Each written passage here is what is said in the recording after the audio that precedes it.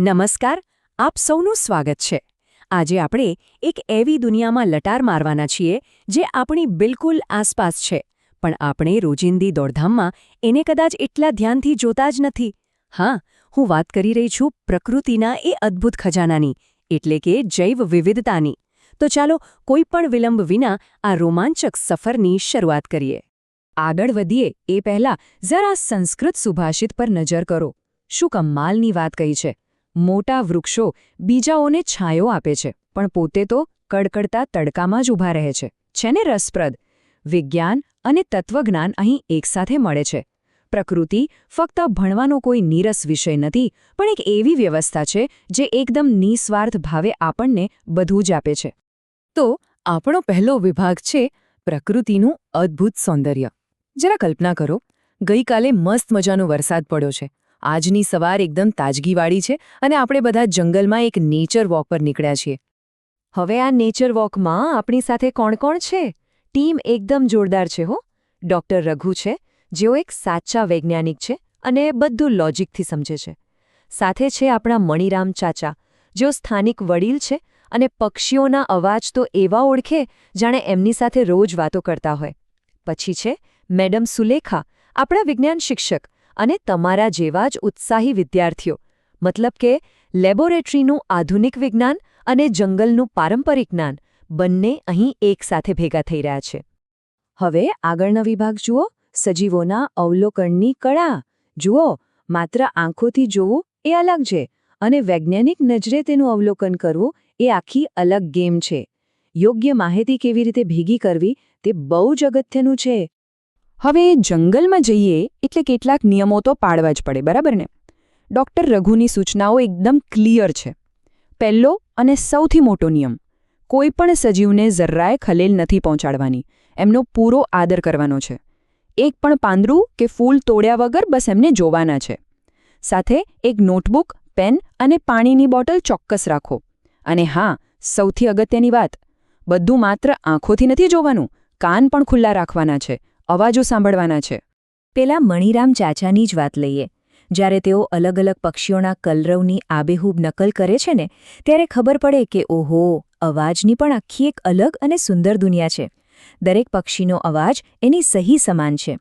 જો તમે માત્ર દૃષ્ટિ પર જ નિર્ભર રહેશો તો જંગલની અડધી જ વાર્તા સમજાશે. સાચું અવલોકન એ છે જેમાં આપણી બધી જ ઇન્દ્રિયો કામે લાગે. ચાલો હવે વિભાગ 3 પર આવીએ: વનસ્પતિઓમાં જોવા મળતી વિવિધતા. આપણી બિલકુલ આસપાસ જે છોડવાઓ હોય છે તેમાં પણ કેટલી બધી ભિન્નતા છુપાયેલી હોય છે. આ ટેબલ જુઓ. આપણે રોજ તુલસી અને લીમડો જોતા હોઈએ છીએ, પણ ક્યારે એટલું ધ્યાનથી જોયું છે કે તુલસીની દાંડી એકદમ નરમ હોય છે, જ્યારે લીમડાનું થડ કેટલું કઠણ હોય છે? પાંદડાની ગોઠવણી પણ સાવ અલગ હોય છે. બસ આ જ રીતે પદ્ધતિસર માહિતી ભેગી કરીને આપણે પ્રકૃતિની આ જટિલ ડિઝાઇન્સને વધુ સારી રીતે સમજી શકીએ છીએ. તો વિચાર કરો, એક જ બગીચામાં તમને પગ નીચેનું નાનું નરમ ઘાસ પણ મળશે અને ઊંચા આકાશને આમતા કઠણ વૃક્ષો પણ મળશે. કોઈ પાંદડું ગોળ તો કોઈ લાંબુ, કોઈ ફૂલ લાલ તો કોઈ પીળું, અને સુગંધ તો બધાની અલગ. આ બધું શું છે?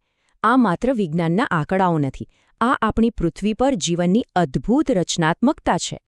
વનસ્પતિની વાત તો થઈ, હવે પ્રાણીઓનું શું? આપણો ચોથો વિભાગ છે આપણી આસપાસના પ્રાણીઓ. હવે આ નોંધ જુઓ, માહિતી કેવી રીતે મુકાય છે તે સમજાય છે. એક બાજુ અળસિયું છે, જે જમીનમાં દરમાં રહે, માટી અને પાંદડા ખાય ને ધીમે ધીમે સરકીને ચાલે. અને બીજી બાજુ કાગડો છે, જે ઝાડ પર રહે, બીજથી લઈને જંતુઓ બધું જ ખાઈ જાય અને મસ્ત હવામાં ઉડે. છે તો બંને પ્રાણીઓ જ, પણ લાઇફસ્ટાઇલ કેટલી અલગ! આ આપણને શીખવે છે કે દરેક પ્રાણી પોતાના વાતાવરણમાં કેવી રીતે પરફેક્ટ સેટ થઈ ગયું છે. સજીવોના રહેઠાણ પણ કેટલા બધા છે. વાંદરા અને નાના જંતુઓ જમીન પર મસ્ત રહે છે. પક્ષીઓ અને પતંગિયાઓએ આકાશ અને ઝાડ પર કબજો કર્યો છે. માછલીઓની તો આખી અલગ જ જળચર દુનિયા છે. અને પેલા દેડકાભાઈ, એ તો જમીન અને પાણી બંને જગ્યાએ આરામથી જીવી લે છે. આને કહેવાય અનુકૂલન.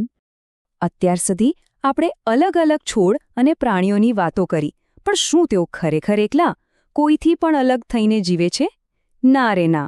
આ જ છે આપણો પાંચમો વિભાગ, જૈવ વિવિધતા અને પરસ્પર અવલંબન. જૈવ વિવિધતા આ ખાલી કોઈ અઘરો વૈજ્ઞાનિક શબ્દ નથી હો, આ આખી ચર્ચાનો પાયો છે. કોઈ એક ચોક્કસ વિસ્તારમાં જીવોની કેટલી વેરાયટી છે એને જૈવ વિવિધતા કહેવાય. એક નાનકડું જંતુ હોય કે મોટું ઝાડ, બધા જ ભેગા મળીને આખી ઇકોસિસ્ટમને ચલાવે છે.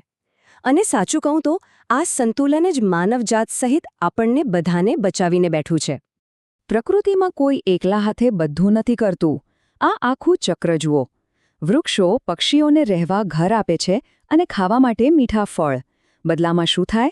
એ પક્ષીઓ અને પ્રાણીઓ જ્યારે બીજી જગ્યાએ જાય ત્યારે એ બીજને પણ સાથે લેતા જાય અને ત્યાં નવા ઝાડ ઉગે. આને કહેવાય ખરું ટીમવર્ક. એકબીજા પર આધાર રાખવાની આ કળાને જ પરસ્પરાવલંબન કહે છે.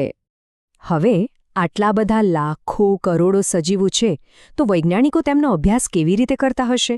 ચાલો આપણા છઠ્ઠા અને છેલ્લા વિભાગમાં સમજીએ: સજીવોનું વર્ગીકરણ અને સમૂહ. આ કન્સેપ્ટને સમજવા માટે આ ઉદાહરણ બેસ્ટ છે. આપણે આપણી સ્કૂલ બેગ કે કબાટમાં પુસ્તકો કેવી રીતે ગોઠવીએ છીએ? વિષય પ્રમાણે, ખરું ને? જેથી જ્યારે જોઈએ ત્યારે ફટાફટ મળી જાય. બસ, વૈજ્ઞાનિકો પણ પ્રકૃતિમાં આવું જ કંઈક કરે છે.